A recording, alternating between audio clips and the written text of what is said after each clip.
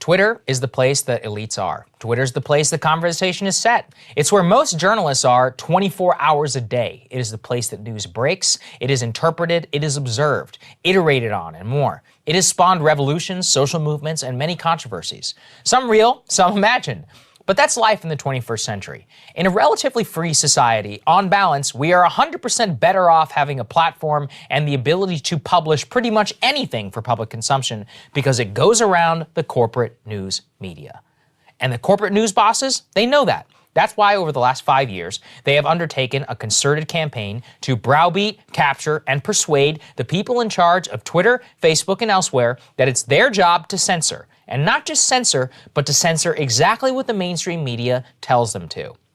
It's a win-win. The corporate media keeps their monopoly on information. The social media companies, they don't have to deal with bad headlines.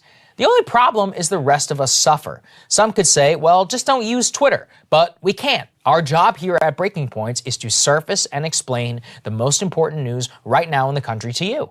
That requires us being where the news is, which is Twitter, which is why the policies of Twitter, the new CEO, and how they think, it all matters a lot. It's why I'm greatly dismayed at the new choice of Parag Agarwal, who on his very first day as CEO showed us why he should not have that job.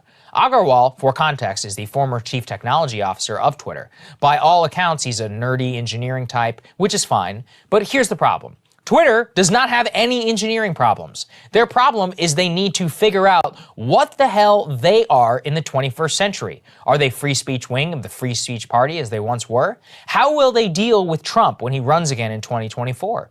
What exactly does bullying and harassment mean? Does private power have the ability to usurp public will? These are philosophical, political questions. They do not require ones and zeros. In my experience, the engineering types like this who don't have a clue are always the ones who are most easily pushed around by the woke mob because they have no grounding in critical thinking over big political questions.